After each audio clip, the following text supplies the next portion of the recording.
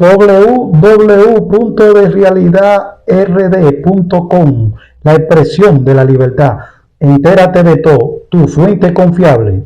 Presenta Juan Carlos Figueroa Multimedia.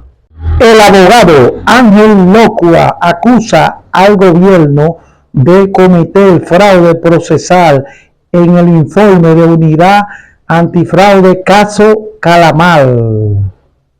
Benzán, para que la lleve a la dirección y a la redacción del listín, porque hoy quiero poner al listín de testigos, entre otros medios que también cubrieron la información en el momento en que la dimos. Ustedes recordarán que en el año 2022, en el mes de agosto, nosotros presentamos un contencioso de nulidad en contra del informe de auditoría que había supuestamente preparado una unidad antifraude de la Contraloría. Quiero que recuerden eso todos, porque eso fue objeto de muchas noticias en esa oportunidad. Yo pedí ante el tribunal que la Contraloría presentara la norma habilitante de esa unidad, que yo sostenía entonces que no existía, que no estaba en la ley, que no estaba en los reglamentos y que no estaba en el organigrama de la Contraloría. Sostenía que ese informe era falso. Lo sostuve aquí también, mis abogados presentaron en contra de ese informe, los doctores Carlos Escalante y Norberto Rondón, una excepción de inconstitucionalidad. Y ustedes saben cómo la ha respondido el gobierno. Y en este sentido no culpo al Ministerio Público, sino al gobierno. El gobierno, a quien se le dijo que esa unidad no existía, y no existía porque el mismo Ministerio de Administración Pública dice que no existía en marzo del 21, cuando ya los trabajos están casi hechos, porque la Contraloría dice que no existía, ni tenían presupuesto, ni habían designado a los inspectores. Estas son dos comunicaciones de esas entidades. Bueno, pues con ese informe fue que nos metieron preso a todos.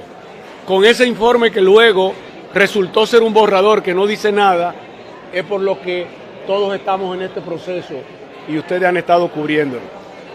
Ustedes saben a dónde llega la irresponsabilidad, la maldad de un gobierno que comete fraude procesal, que concede la cédula a una persona que no tiene acta de nacimiento. Ustedes saben cuándo el gobierno creó la unidad antifraude de la Contraloría, en el decreto 382-25, después que nosotros lo volvimos a denunciar aquí, el gobierno crea la unidad que hizo el trabajo hace 5 años. El año pasado creó la unidad que hizo el trabajo hace 5 años, señores. ¿A ustedes se les ocurre eso? Para crear una defraudación que se va a demostrar que no existe en cuanto a los expedientes que todavía quedan ahí. Pero esa unidad que el presidente crea por el decreto 382-25, ocurre que dice el MAP, a quien el decreto cita diciendo que tenía las instrucciones, el MAP dice que no, que lo que el gobierno quería era crear una subcontraloría antifraude, pero para eso había que modificar la ley. Y como no modificaron la ley para tener una unidad que hiciera ese informe con el que se produjeron los sometimientos, entonces el presidente lo crea como un órgano desconcentrado. Pero se le olvida que la ley 247-12, que crea el MAP, dispone en el artículo 71 que los órganos desconcentrados que él crea aquí tienen que crearse por decreto, y el decreto no es del 2020 ni de 2021, es de 2025. ¿Quiere decir que los argumentos que contienen la acusación son inválidos? Eso quiere decir que el órgano que hizo el informe no existía. Si el órgano no existía, el informe no existe.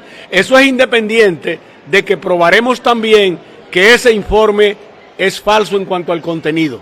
No, el resultado de eso es que buena parte de las pruebas que ese departamento aportó se caerían. 559 pruebas se van con el informe. www.derealidadrd.com, la expresión de la libertad. Entérate de todo, tu fuente confiable. Presentó Juan Carlos Figueroa Multimedia.